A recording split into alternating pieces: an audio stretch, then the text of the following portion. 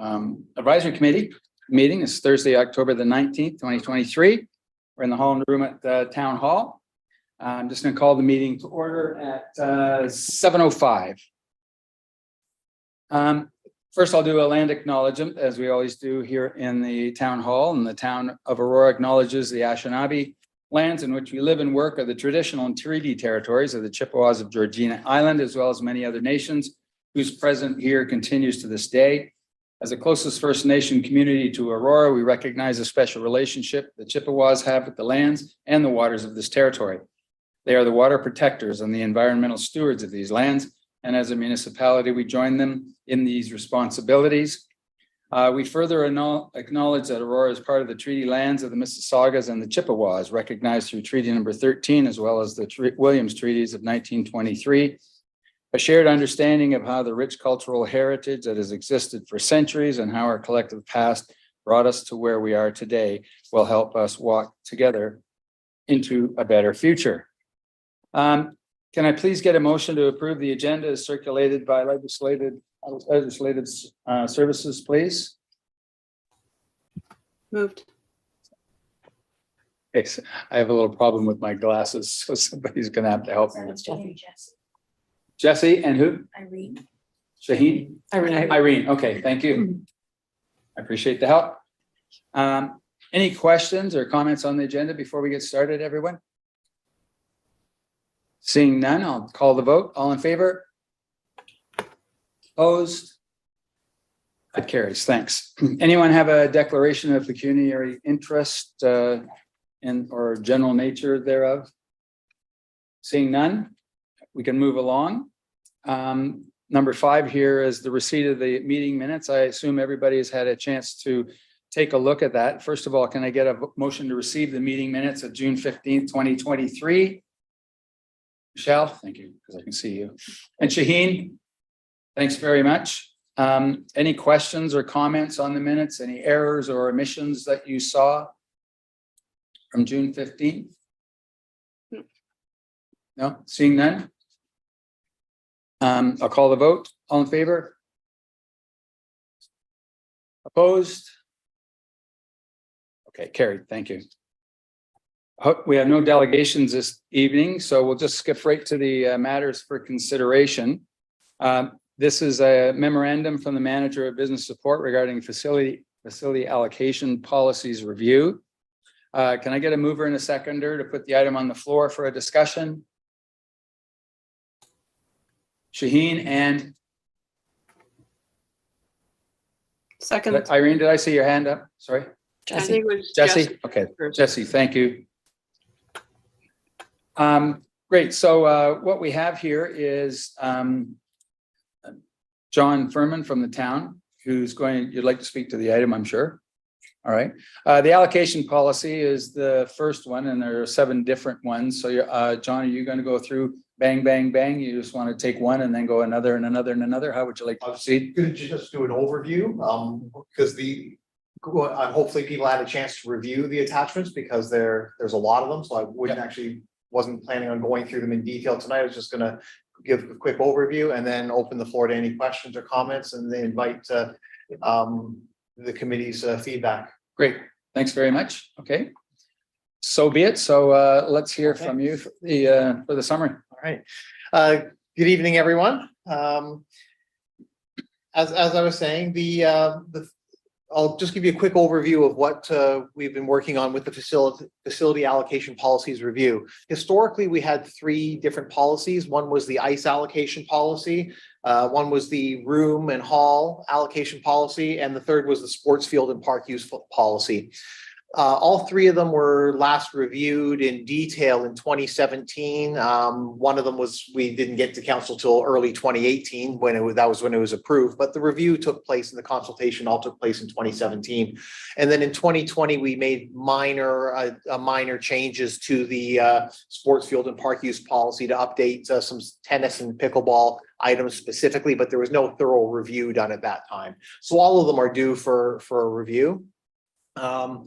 So over the last several months, actually, we started last year with our consultation process. We consulted with council, with staff in various departments that are impacted, and with the user groups that utilize our facilities. So we got their feedback, and through that process, the consultation process, we really identified that for the most part, people were satisfied with the status quo with a lot of the details of the policy.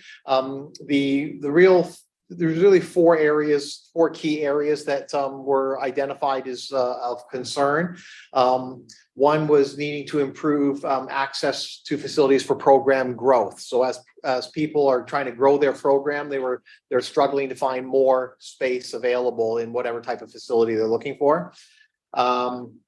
That's particularly impacting Aurora-based groups. They're encountering difficulty accessing new facility time, given that the legacy rights policy gives everybody legacy rights. So no matter where you're from, if you're from Toronto or Richmond Hill, you still have first right of refusal for your time that you have here historically. So that was raised as a concern. Third item was that not all nonprofit groups meet our existing definition of nonprofit. So that was a barrier for some of them to get some privileges or advantages afforded to nonprofit groups. And last was that for-profit organizations have the same right of access as our nonprofit community organizations. So those were four key areas that we tried to tackle in the review. The other thing we did is a lot of detail and procedural minutia were embedded in the policy, which didn't need to really be there. So we took all three policies, harmonized them into one policy, and then pulled out a lot of the procedural details into the procedure documents that were provided as well. The procedure documents really get into how staff manage the workings of the policy. The policy itself is the key document that's coming before council for approval in a couple of weeks. So the key changes that we're recommending through this process, in addition to combining the policies into one, is we're standardizing the allocation priority, and we've added some more layers so that we're identifying we've separated not-for-profit from for-profit in some areas in the procedure. We also added the Central York Panthers elite team as well to the priority that the Tigers have. So both the girls and the boys senior level teams have the same privileges for priority access to space for the ice. We're adjusting the definition of nonprofit organization to include those that are operating in the spirit of nonprofit. Right now, to be eligible as a not-for-profit organization, you must either be a registered charitable organization or an incorporated not-for-profit. But there's a lot of smaller nonprofit organizations that they're nonprofit, they're not making any money, nobody's benefiting financially from it, but they also, because they're small, they haven't gone to the time and the trouble and the expense of formally incorporating. So we're trying to fold them into that same status so that if they're operating in the spirit of nonprofit, they'll receive those same benefits as well. We're also updating the legacy rights to remove first right of refusal from out-of-town organizations. So going forward, you have to be an Aurora-based group or one of our regional representative groups that serves Aurora as where there's no Aurora-based group particularly. But in the case of those out-of-town organizations, like if you're the Richmond Hill Soccer Club and you have to have field time, you will no longer have first right of refusal. We'll still happily provide time to those groups if it's available after we look after the program growth needs for our own community organizations based out of Aurora. And that's pretty much the summary of it all. The rest of the changes are very, like I say, procedural in essence, and don't really impact the data, how the user groups have their access. It's more on procedural little minutia. If there's any questions, I'm happy to ask. Lisa, do you have anything to add? I don't, no. Okay, thanks. So it's on to the committee. Our job here is to listen, to think about this, to provide comments, because those comments will be recorded in the minutes and will be forwarded, as John said, to town council. And there will be a motion to approve these things. So now is a good time for us to think about these. Allocation policies are very important. It's one of those issues that causes a lot of difficulty all the time. We have limited space in our community for almost everybody. And of course, recreation and recreation facilities are particularly during prime time, or that's why they're prime. They're very much needed. And it's important that we're fair with all of our groups. The other side of that, of course, is that the town still operates these as a business. And so you can't have empty facilities when you should be filling them. So it's a kind of a double-edged sword. So let me open it up to the committee. And if you'll raise your hand, I think, oh, great, we got a hand raised over there. So we got a couple. So first, Jessica, then Irene, and then Michelle. Okay, so Jessica, you have it. I am actually quite pleased with these proposed changes. I think that prioritizing town groups is obviously important given the growth with a lot of our community organizations, a lot of our community sports groups. Population growth is obviously pretty heavy, particularly among the younger age groups. And so we're getting a lot of growth in all of our sports organizations. And I think it's fantastic that we are removing that legacy that was available to outside groups that we're booking. I think that's fantastic, while still prioritizing, obviously, income. So if our groups can't book it, yes, we will obviously make it available to other groups. So I'm actually quite pleased with all of this. Thanks, Jessica. I believe Irene was next. Irene, comments? Yes, I'll certainly echo what Jessica just said. I thought it was really good that you're prioritizing the Aurora groups. I mean, that's good because it's the taxpayers who pay for a lot of the facilities. So I think it should be the town groups first. Then I had a sort of a general question. You talk about the nonprofit groups, and you mentioned that there are some that are not incorporated, but you wanted to give them sort of they could qualify as a not-for-profit if they operate in a spirit of. Just curious, how many how many small groups are there, round figures, that are not actually not-for-profit but are operating like one? Is that a large number? I don't have a, sorry. Okay, sorry. Yeah. John.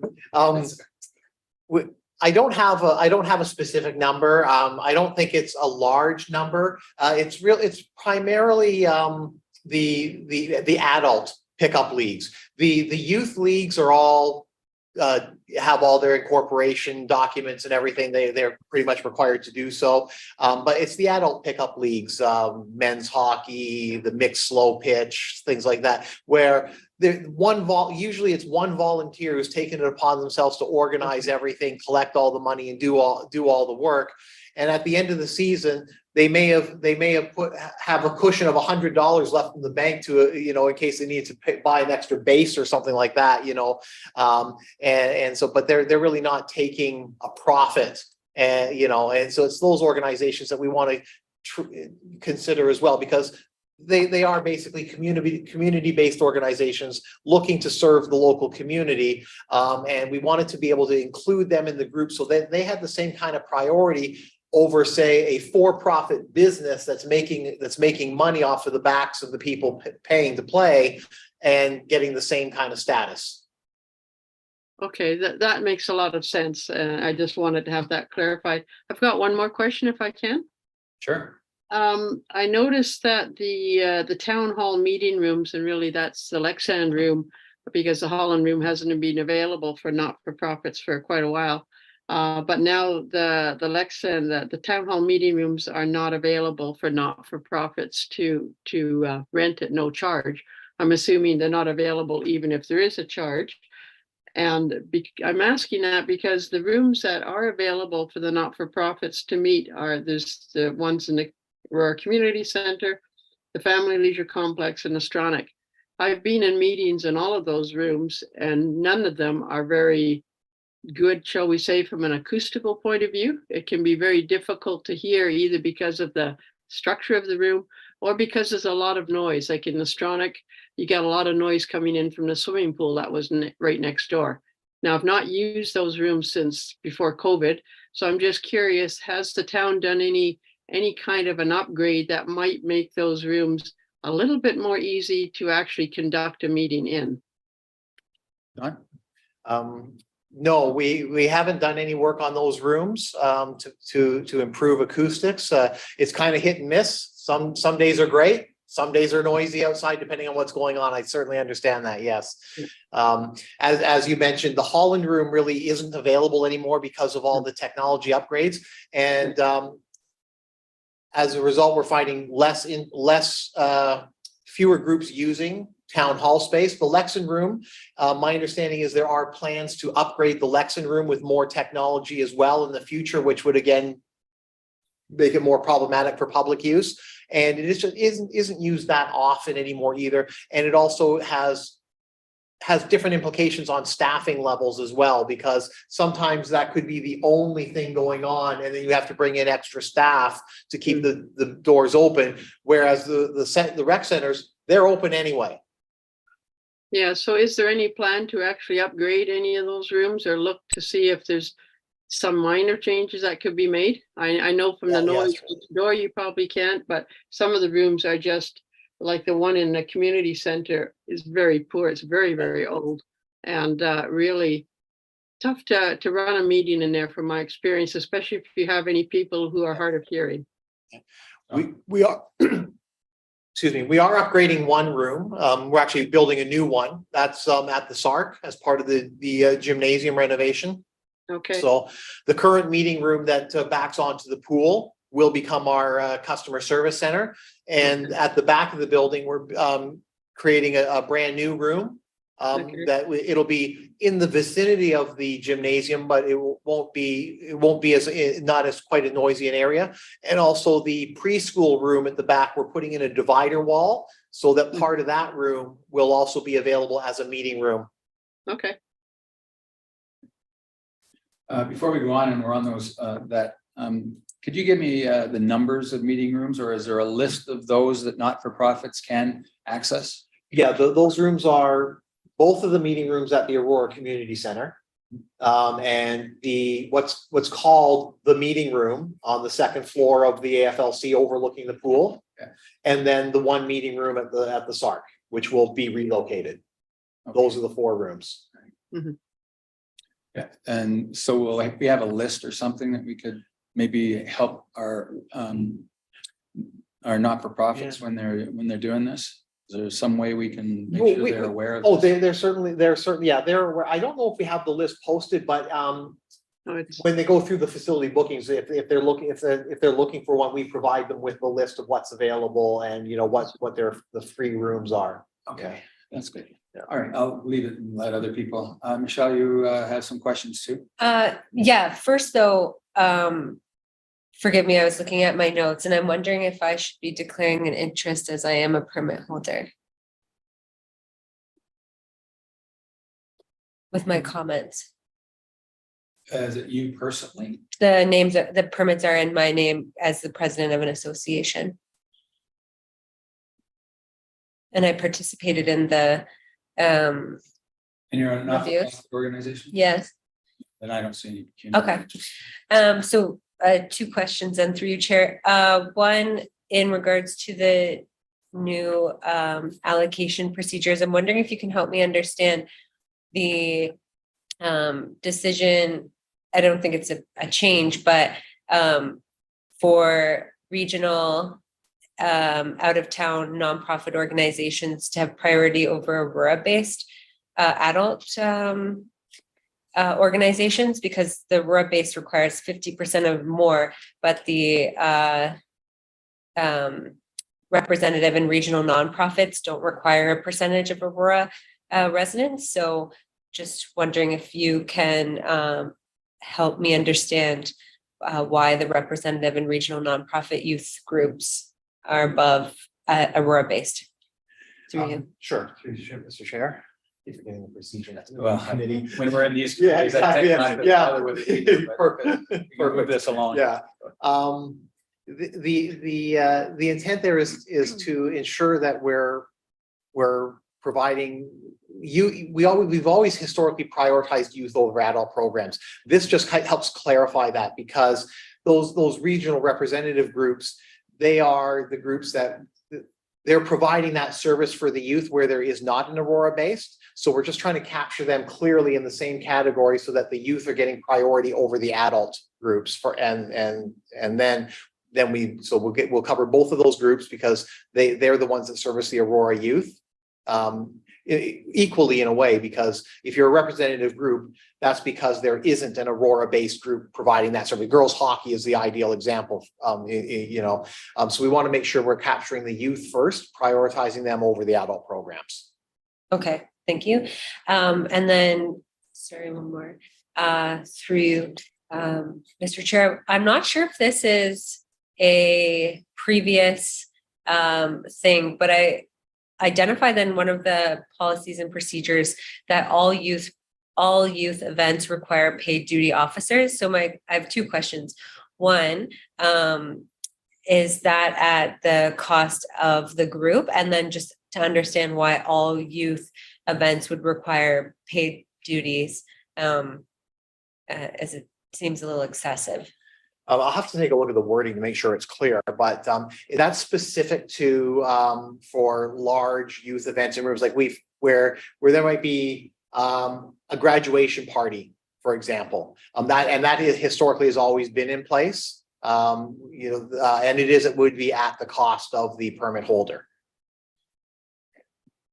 Just sorry, in follow up to that, just when I was reading it, it just seemed like it was for all youth events, and so. And it didn't have specifics on that the user is required to pay for that or parameters around when. And so from my opinion, it looked aggressive. So that's why I was just asking what the parameters are around that. Yes. So just to clarify that and that's one of the reasons why we pulled a lot of these things and put them in the procedures, is because it provides staff the flexibility to do what we've historically been doing, and we look at each case on a one-on-one basis. So yeah, if we have a booking where there's 6 youth doing a school thing or whatever, they do not have to have security or anything like that. But we like I say, we apply that to those large scale events where we might have 100 youth having a party of some kind. Then we require a certain level of security and adult supervision to go along with that. And so staff make that determination on a case by case basis when we know more information about the event. Thank you. And one more question Sure. through you, Chair. A lot of the policy and the procedures speak to being at the discretion of the director, and I didn't see an appeals process. So is there an appeals process for any organization or permit holder or individual trying to have a permit to appeal any decision that's at the discretion of the director? So there's no formal appeals process. The typical appeals process is to come and delegate to council and ask for a change in policy. Thank you. Done, Michelle? Yep. Okay. Others, do we have any other questions from others virtually? If you do, put your hand up. Okay. Let me ask a couple of questions, and they're kind of in the same area that others have spoken about with the spirit. They've been covered. I don't see anything in here. We're trying to do some things on diversity, equity, and inclusion. Is there any language there or any discussion about trying to encourage groups that are newcomers and those types of things? Because I know they're growing, and some of them are involved in our existing sport programs, but I know that some have made interests known of permitting, but they just don't know how to do it. They're new and the rest of it. Is there any verbiage we should be thinking about to make sure that we're creating an inclusive environment in parks and recreation and encouraging these people as opposed to not doing that? I know some of our other people in DEI would be asking that question, so I thought I'd do. I think that, I guess, yes, and yes, we should be, I think we should be considering that, but I think it's outside the scope of these specific policies that will fall more in within the DEI work that the town is doing on a larger scale. I don't know if you have anything else to add with what other projects that are coming down the line or.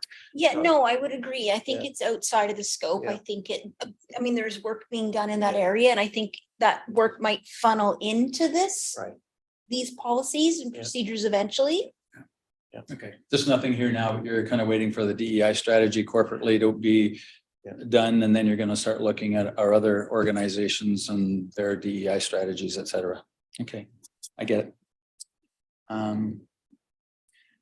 From an allocation standpoint, I was hoping, and maybe it's in here and I couldn't ferret it out, but we've had these conversations before about large tournaments and those types of things. The allocation and the permitting of those, is there a separate schedule that's being made, say, for baseball or for hockey or for any of these organizations? Because they will have to get approval from their national or provincial sport organizations. Then they have to start doing a little bit of work to bring these, 500, 600, 700 people in. Is there any allocation policies that you're thinking about to try to encourage sport tourism, encourage these tournaments? Because the one we had last year, that of course was, we had an out of town group, I think it was, permitting something on a Friday night at Hallmark, which kind of prohibited the AKBA to have a weekend tournament there because they needed it for 2.5 days. So is there anywhere in the allocation policy that has any verbiage around that? Not in great detail. What we've done is we've changed some timelines. So we get the tournament, we ask for the tournament requests to come in earlier, just so we can see it. It's still left, and purposefully left for the staff to review what the requests are, because the tournament requests are different every year in some cases.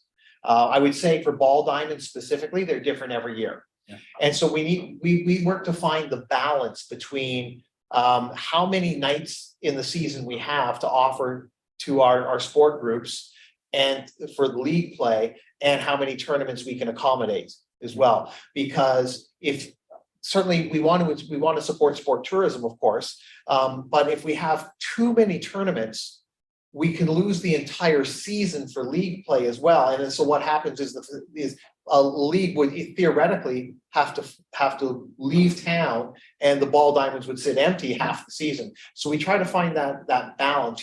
If we've got 22, 23 weeks, maybe on average for a ball season, maybe we can afford to shut down diamonds for 5 of those weekends. So then they've still got like 18 weeks left, but we can have 5 tournaments. It also depends on the size of the tournament too. And that's what different every year, a smaller tournament is a lot easier to accommodate. So that's why there's got to be, it's not rigid, because it needs that fluidity for us to evaluate on an annual basis what the specific requests are. But we certainly work with the groups, all the groups involved, to try to move things around, shuffle the deck a little bit, so that we can incorporate as many tournaments as possible based on those requests.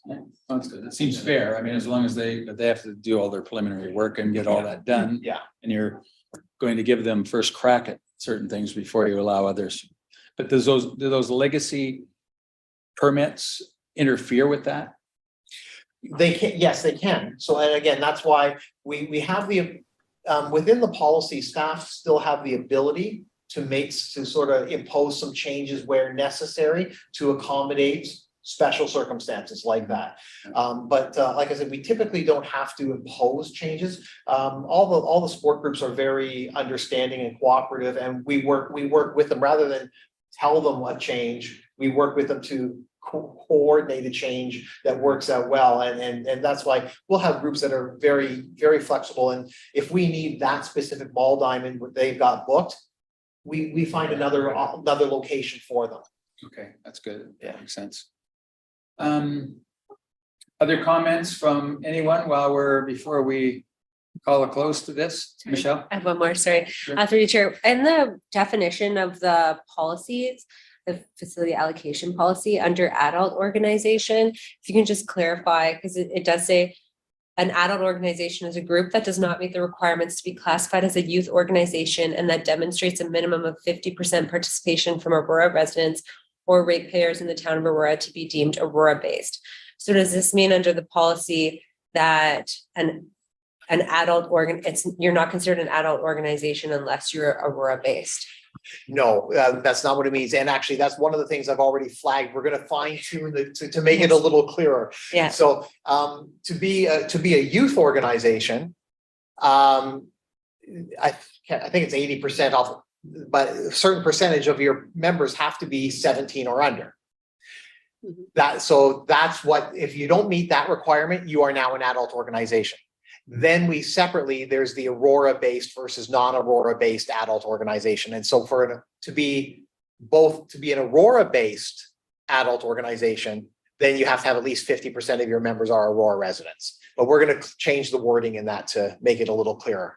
Okay, perfect. Thank you. Because I know as an adult organization and other adult organizations in Aurora, they struggle to get 50% participation from Aurora residents due to the high cost of living in Aurora. So if that was the definition, adult organizations that have legacy or that are considered organizations in this town would not be considered an adult organization under this definition. So thank you for clarifying that change.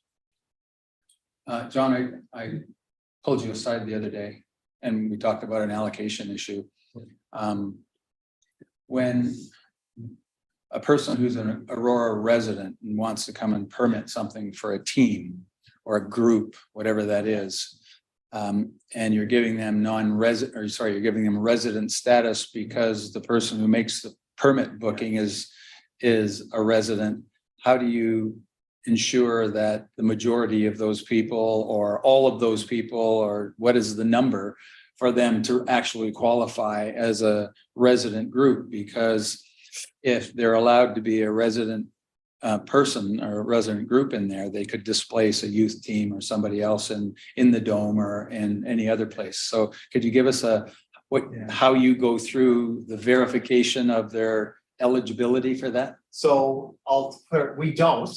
And I think the reason is I think there might be some confusion out there is because an individual who's booking for a one-off here or a one-off there or a team, that's an individual booking. So they're not even considered until after we look after all of those groups ahead of them in the allocation policy. So after we've looked after all our Aurora groups, all of our regional representative groups, all of our groups otherwise that may have legacy rights or anything, and then we look at new seasonal group bookings and everything, then we look to the individuals, they're very much lower on the list. So we don't really care at that point if where they're from or whatever, because we've gone past all the parts where we're looking at who's from Aurora and not, because those are for the groups, not individuals. You're backfilling space that is available because you want to get the rental and it's not interfering with any other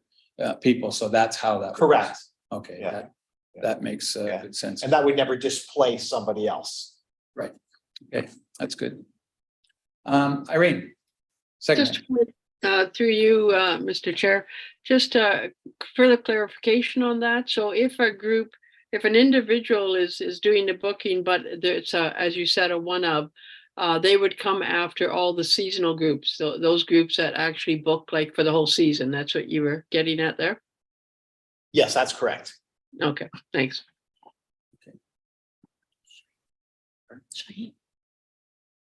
Shaheen? So through the chair, I'd like to just ask, is there a price differentiation for residents and non-residents for bookings? John? For the most part, no. Pricing falls within the fees and charges bylaw. It's outside of the scope of the policy. But to answer your question, in most cases, we do not differentiate in pricing between Aurora groups or non-Aurora groups. We prioritize the Aurora groups through the allocation process. So we don't use pricing as a disincentive, because once we get to the point where we've serviced all the Aurora community, we then therefore want to sell the additional time to whoever will buy it. So we offer the same price. Through the chair, so my second question will be, would there be a possibility of providing a price differentiation for the nonprofit groups of Aurora? John? Anything's possible pending council direction. Again, like I say, that's outside of the scope. This policy is very specific to allocation. Pricing is a whole separate process under a separate bylaw. In fact, I do have another report, well, not a report to council, but we are looking at some changes to pricing, but we're looking at increasing pricing across the board, because we've been looking at the market around us, and the town of Aurora is actually significantly underpriced in all our facilities, and we're struggling operationally to get the resources to maintain all the facilities. Plus, if you're cheaper than somebody in Oak Ridges, then it's not very big thing to come up a few miles to come and use space here. And I agree where Shaheen is going with this. It does make sense, and it's done in other municipalities too. We see it in pickleball, where others are having a higher rate of in another area, and of course non-residents don't like it, but and there are some, like I said, it's not 100% consistent across the board. There are some areas where we do have different pricing. Artificial turf sports fields, for example, if you're somebody from Richmond Hill or Newmarket, you're going to pay significantly more to rent the artificial turf field than an Aurora group would. So there are some cases, but I would still say most of them we don't differentiate. yeah, and the other side of that, of course, is that if we raise the prices for everybody, then our not-for-profit local groups that are paying too much money or paying market rate, so to speak, when we should be able to give them a break. So we saw the fee structure the other day in council. So I think there'll be some more questions on that too. So thanks, Shaheen. Any more? I actually have one more question. Sure. So my third question would be, is the vetting process of nonprofit organizations that don't have the incorporation status, how will that be done? So there's several that we already know, having worked with these groups for many years, we already know their circumstances, so we won't necessarily. The policy provides a provision for staff at our discretion to drill deeper. So we've made it contingent upon, if staff decide we need to look deeper, then a group getting that status could be contingent upon them providing us with financial records and any other support that we require to verify that they're operating in the spirit of nonprofits. And so we can impose that if and when we deem it necessary to verify.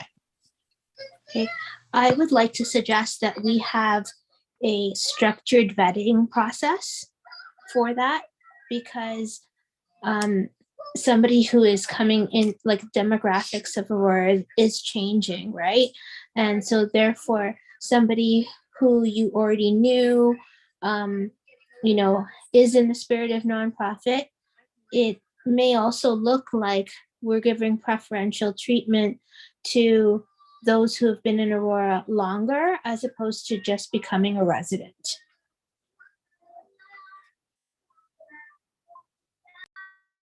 I understand what you're saying. My challenge with doing that is it could become a very onerous task, and I have limited staff resources. If we were going through a detailed vetting process for every group on an annual basis, I wouldn't have the resources for it. That's why we've intentionally identified it that if we're unsure, then we would check.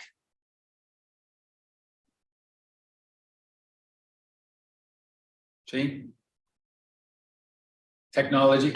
Yeah, There we go. technology. I got you. I'm a little concerned about the inclusivity of that. If we don't have the staff resources for it, then maybe we should be asking for the incorporation papers to keep it all even, because incorporation papers verify, give the checks and balances, and I don't want to take away that from nonprofits that can't afford the incorporation papers, but then we also have to have a vetting process that is fully inclusive, and that becomes a concern. I understand where you're trying to get to. I would, I have a background in nonprofit as well, and the charitable sector. And I would even suggest that making it, going back to everybody must be incorporated would actually be counterproductive to inclusivity, because that's a lot of your groups that don't have the necessarily the knowledge or the additional financial resources to go through the incorporation process. So we're more often than not, by doing that, we would be then potentially excluding those groups that we're actually trying to make more inclusive. And so that's why I'm saying that maybe we have like a questionnaire that that they have to attach their bank statement, their financial statement too. Most organizations, small or large, would have some type of financial statement. Well, yeah, I mean, that's exactly the type of thing we would be doing when we identify it. Like I say, the reason we don't want to do it for everybody is because many groups, we've worked with them for years. We have these regular conversations with them, so we know their status already. So we would just be putting extra work on already taxed volunteer resources that wouldn't produce any new information for us. So we want to really limit it to where we need the information because we don't know. But if we already know, we don't want to put an extra burden on that group unnecessarily. So basically, it's like, so just so I understand it better, it's like they've already been grandfathered into this status, correct?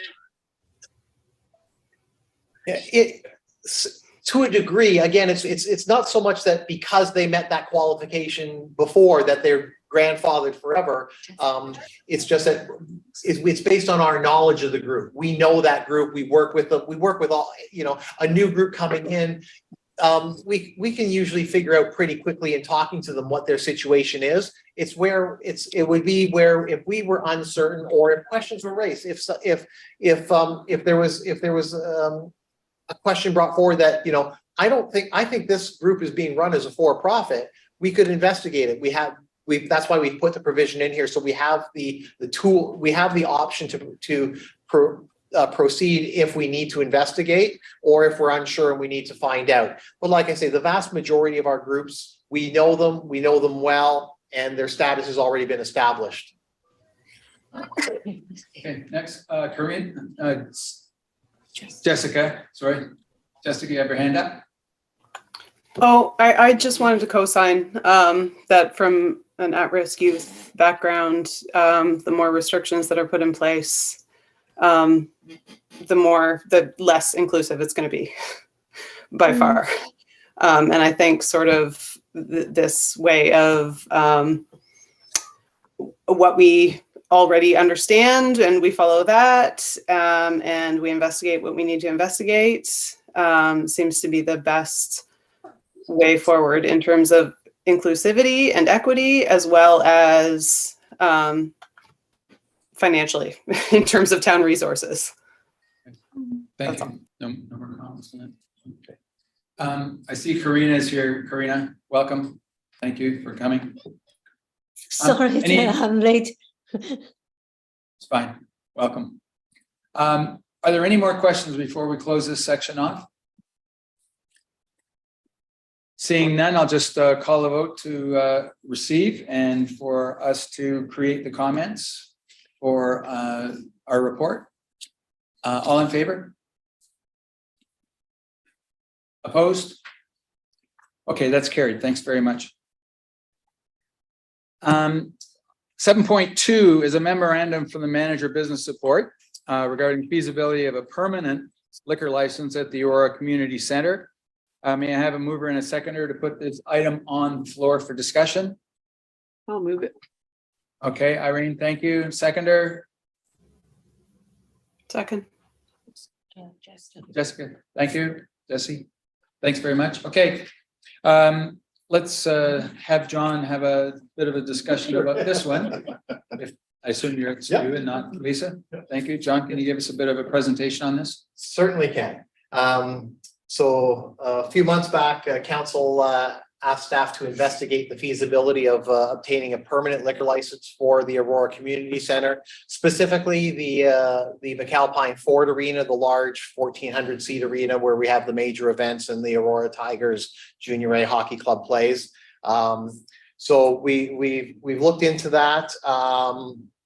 We surveyed other municipalities to see what they're doing, and we found there's pretty much across the board a mix of every municipality either falls into one of three categories. One, there's a probably the larger group do not allow alcohol in their facilities, period, under any circumstances. Then there's another category, which is what we're currently operating under the way we do it here in Aurora. And that is, we don't have a permanent liquor license, but we will allow on a case-by-case basis, we will allow a group to get a special occasion permit for the sale of alcohol for their special event. We allow that now, and that's what some groups do, other municipalities do. And then the third group of municipalities, there were a few that do have a permanent liquor license, but I would say in pretty much all cases, that liquor license is in one facility only. It's usually their large premium facility that has a large arena or a large gymnasium where they have premier sports organizations, whether it be professional or semi-professional sport organizations. And that would be where the group that we would fall into if we got a permanent liquor license. The second thing we did was survey the user groups that use that arena. And for the most part, there's always the odd one here or there, but for the most part, there's 8 groups that use that arena on a regular basis. While none of them oppose having a liquor license, only one of the 8 expressed any interest in actually having alcohol served during their permit times.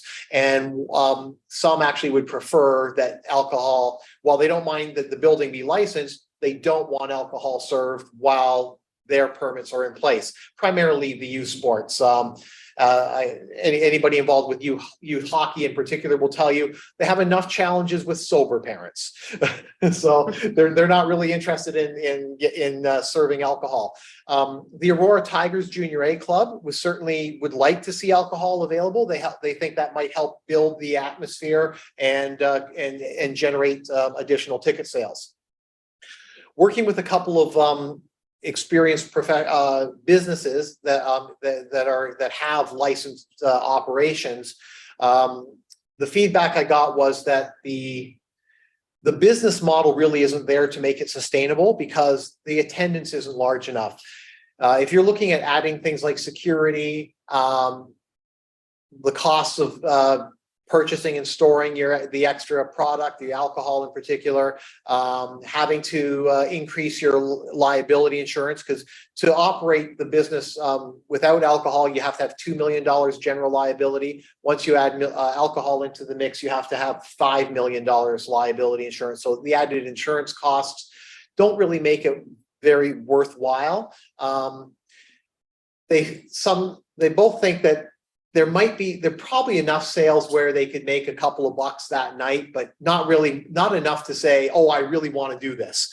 So that's why staff's recommending that let's do a pilot project like we did with Concerts in the Park in the summer. Let's test it out first, and then we'll learn from that experience before making a more formal recommendation going forward.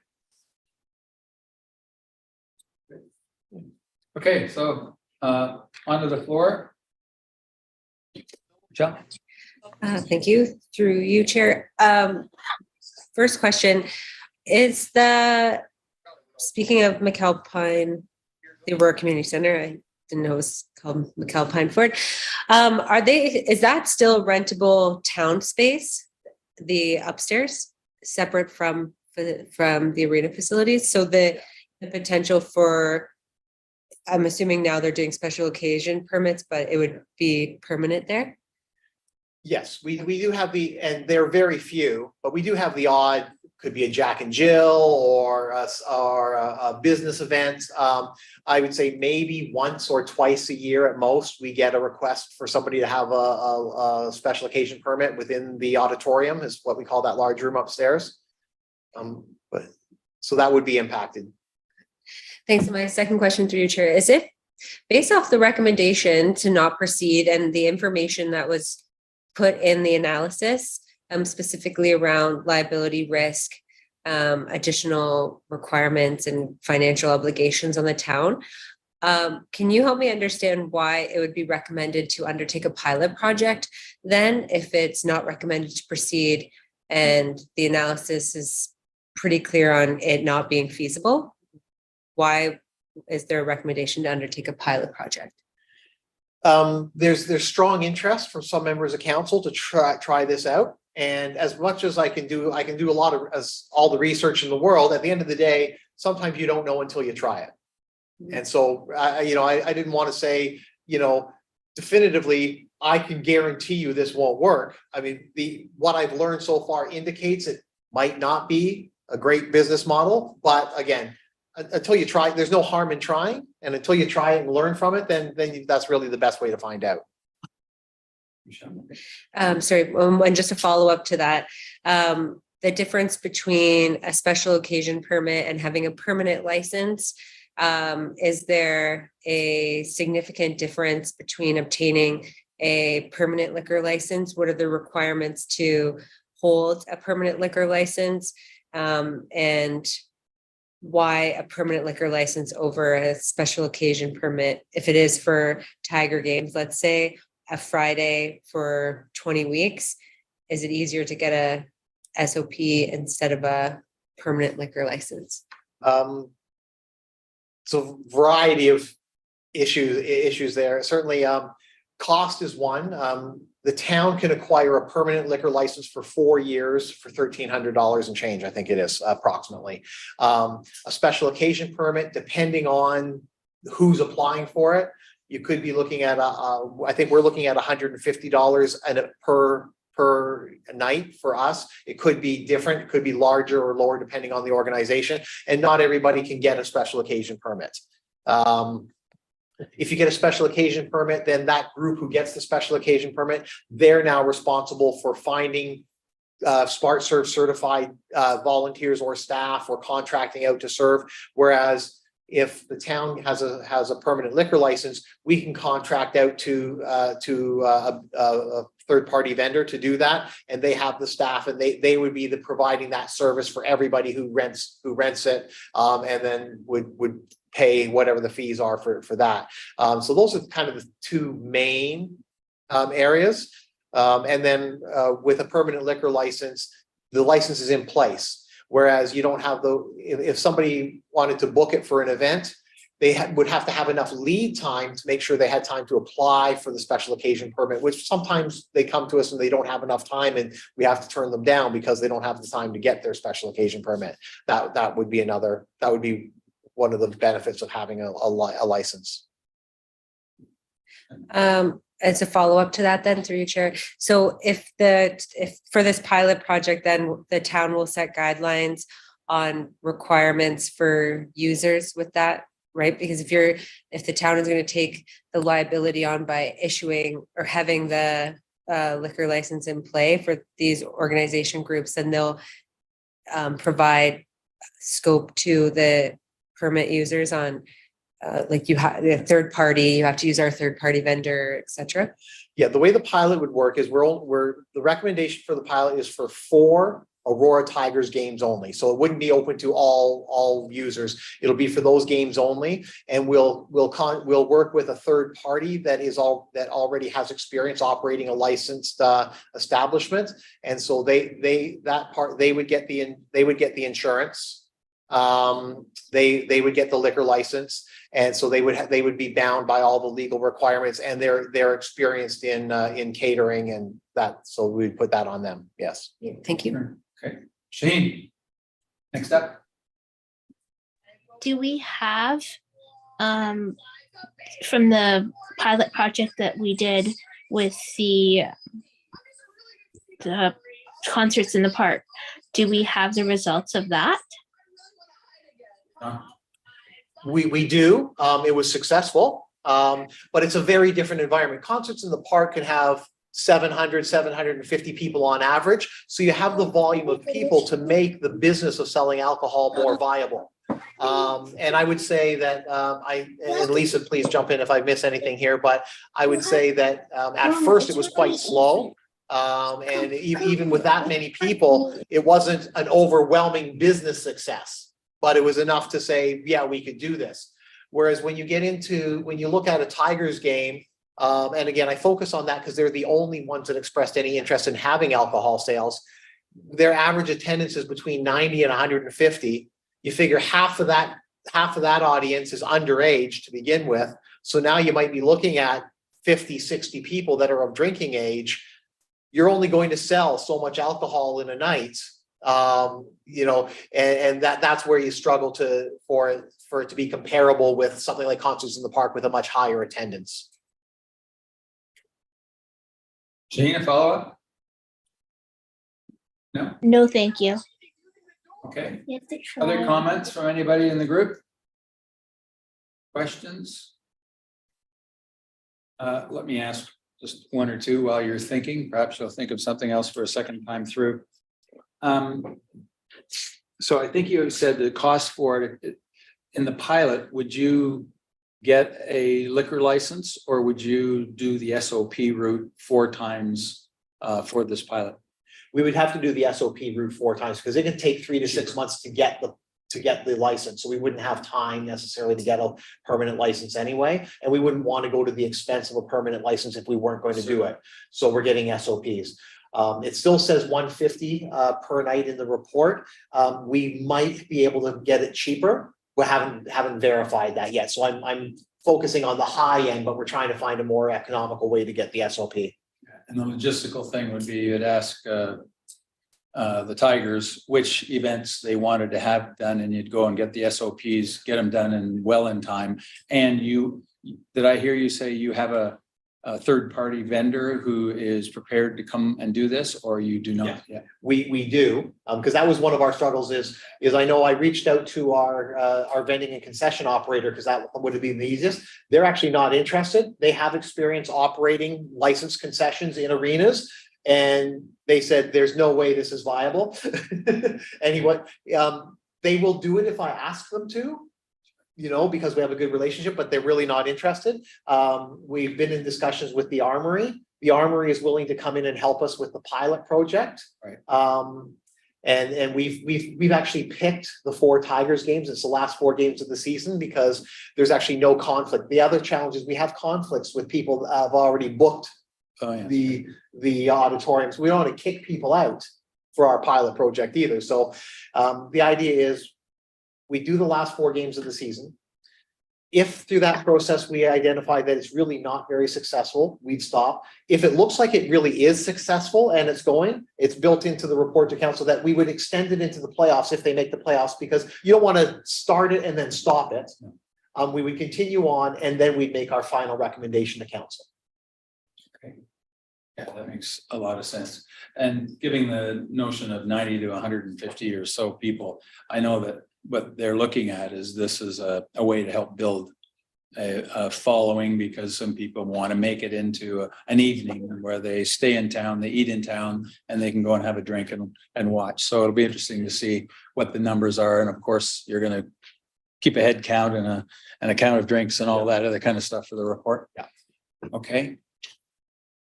Jesse, you're up.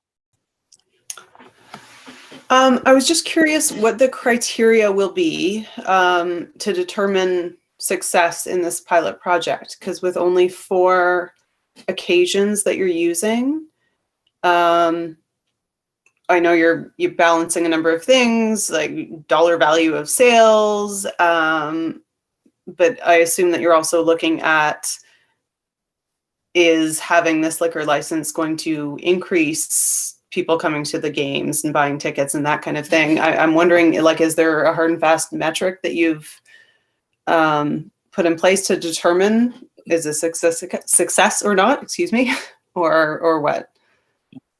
I wouldn't say there's a hard and fast metric. We will be looking at ticket sales. As I'll be working with the Tigers to track ticket sales and any kind of feedback that they get. But primarily we're looking at the business vital, because the fee, it's easy enough to get a license and put it in place and operate it.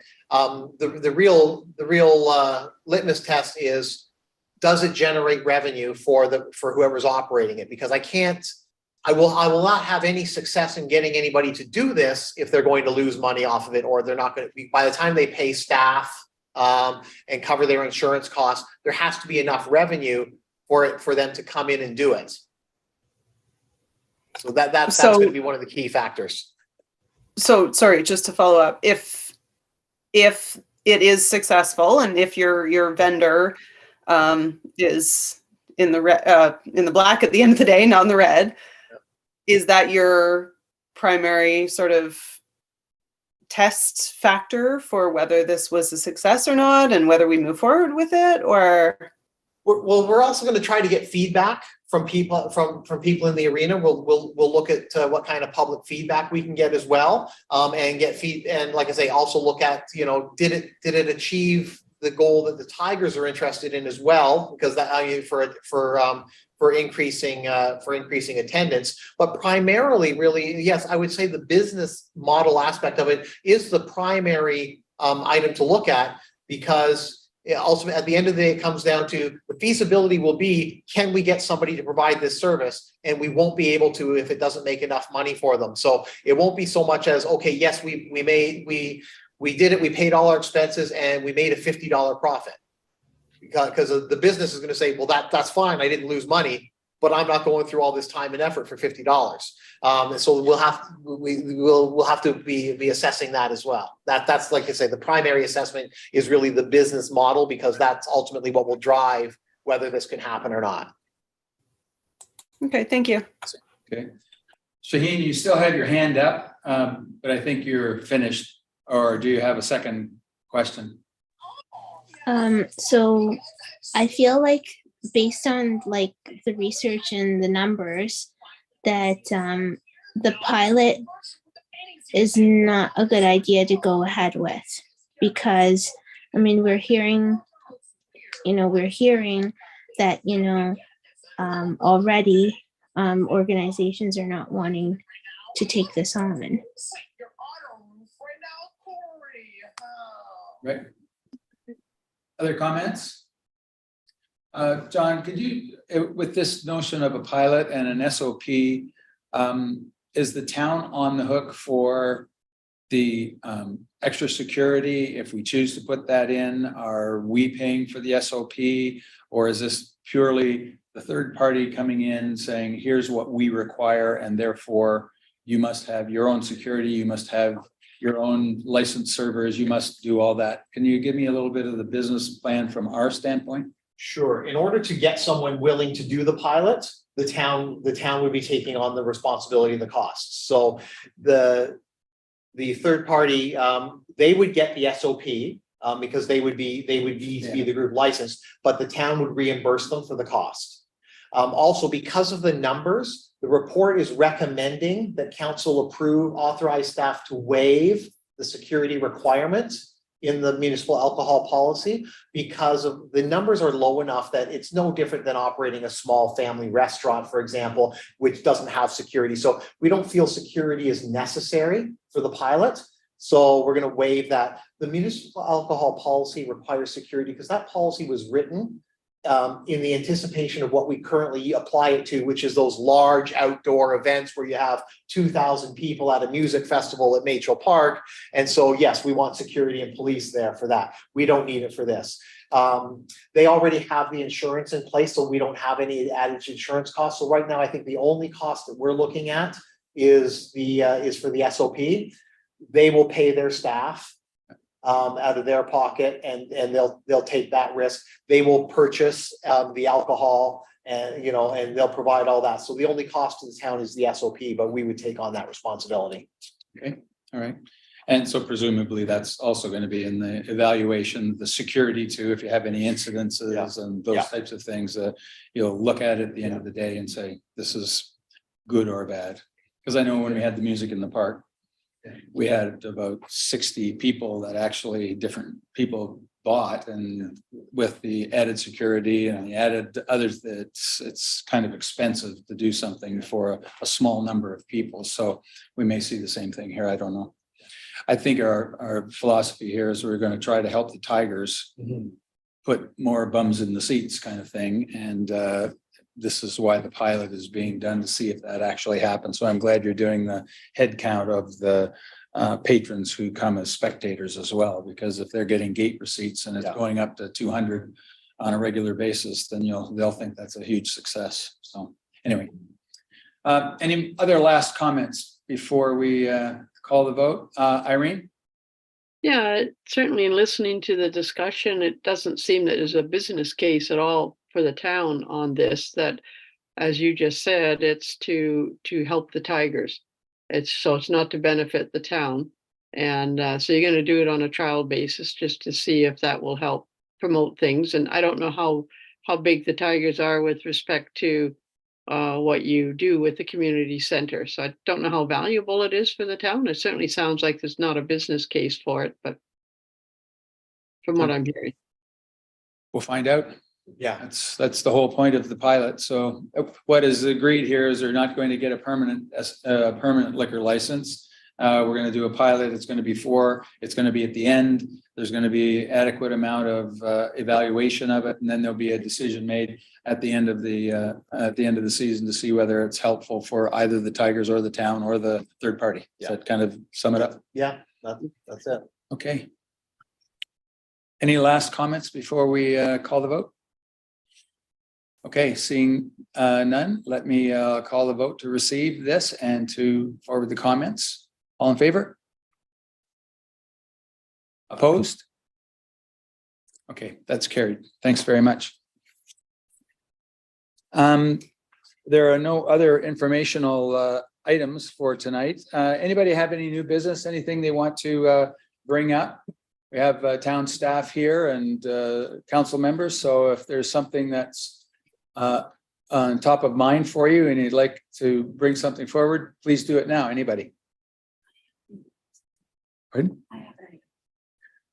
Lisa Worth, Introduce. you have the floor. Thank you, Mr. Chair. I just wanted to introduce the group to Matthew Volpentesta. He's on the meeting via Zoom. He is the new manager of parks for the town of Aurora. That position was vacant for the last couple months. So Matthew has joined us. He just started on Monday, I believe. And then, so you'll see him and I will attend these meetings regularly as staff support. You'll see, like I said, one or both of us every month. You'll continue to see subject matter experts like John when there's very specific topics and reports to talk about. So I just wanted to introduce you to Matt and welcome him to our committee. Great. And I apologize, Matt, for not introducing you at the beginning, but I haven't met you yet. So I'm glad Lisa did that. Thanks very much. Welcome. Thank you, Lisa. Others, new business anywhere else? No. Shaheen, I followed up on your playground issue, and we're working with town staff on looking at some playground standards and getting the list of the upgrades that are going to be happening over the next little while. And we're having a couple of meetings with the town park group about town park. So thank you for what you said a couple of meetings ago, because it just perked my mind that we ought to be doing a little something more about that. So that's, I appreciate that, but I want you to know that we're moving forward and you'll hear more about it. So. Any others? Yeah. And I wanted to also say thank you very much for being an advocate for inclusive parks and green space. Right, you're welcome. Anybody else before we go? How about a motion to adjourn then?